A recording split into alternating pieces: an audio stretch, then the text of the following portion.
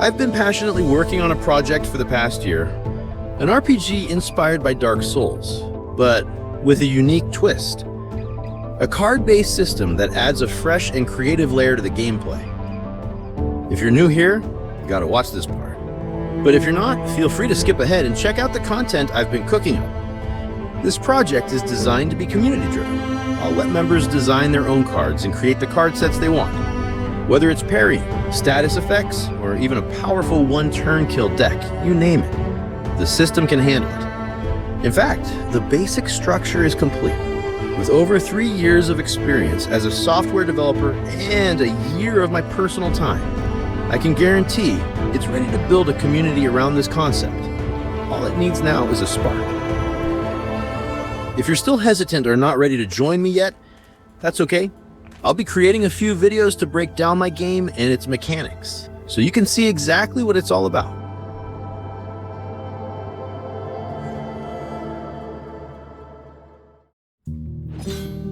Today, I want to give you a closer look at how weapons are handled in the game. From the initial concepts to the decisions I've made so far, there's been a lot of thought and effort put into creating a system that feels dynamic, scalable, and fun to play.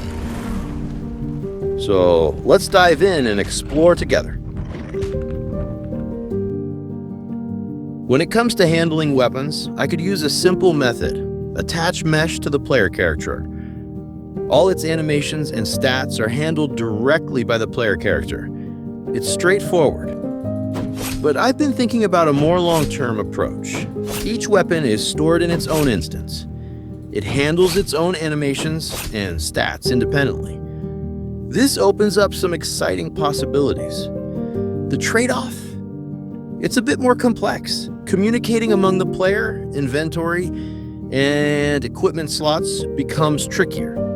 Such as, how do you store weapons in the inventory? A player's weapon instance contains an initialized mesh, animations, and other data, which can unnecessarily consume computer memory. Now imagine you have hundreds of items in your inventory, hundreds more waiting to be picked up on the ground, and another 100 in a nearby shop.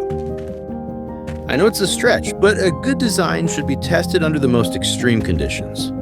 To solve this, I created several different data structures to handle the data more efficiently, with each one managing items with minimal effort. You don't want to experience lag in menu just because a mesh is loading, even when you can't see it, right? There's actually much more to consider, like pickup mechanics, equipping, stackable items, and so on. But these are nerdy stuff I'm sure you don't want to get into. Back to the design. The benefit is scalability. I can add hundreds of items, each with unique animations, stats, hitboxes, interaction, and more. Now let's talk about weapon attacks. This particular weapon has 4 unique attack animations. What's cool is that players can chain attacks seamlessly. Before one animation finishes completely, you can start the next attack. On to the actual animation handling. The first idea is a basic animation where the character stands still until the animation completes.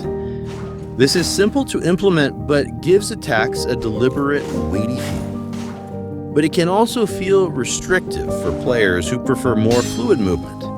The next idea is an upper body focused attack animation. Games like Marvel Rivals and Overwatch 2 are using this. Here, the lower body remains free for movement, allowing players to dodge or reposition while attacking. Most of FPS games are using it. It's a great way to keep combat dynamic, but its lack of that Dark Soul spirit. Finally, I decided on an approach where one animation is divided into 2 parts, the attack animation and the post-attack animation. Black Myth Wukong is using it, and I think God of War is also using it. This design emphasizes timing and precision, requiring players to choose the right moment to attack. Because I lock player movement during the attack animation, players need to be cautious. Attacking recklessly or at the wrong moment can leave them open during the animation cycle. It rewards careful planning and precise execution, pushing players to read their opponents and make thoughtful decisions during combat.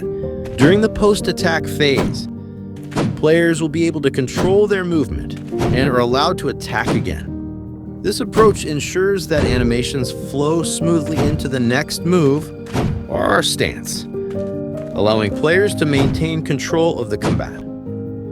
By combining fluid transitions and the need for well-timed actions, this approach creates a combat experience that feels both responsive and challenging, encouraging players to master their timing and strategy like all Dark Souls games always do.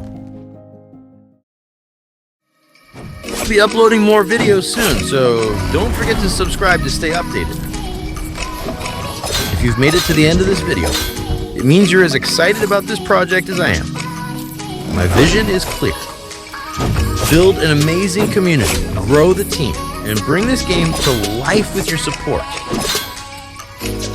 You can help make this dream a reality. Hit that like button and share this video with your friends. It really makes a difference.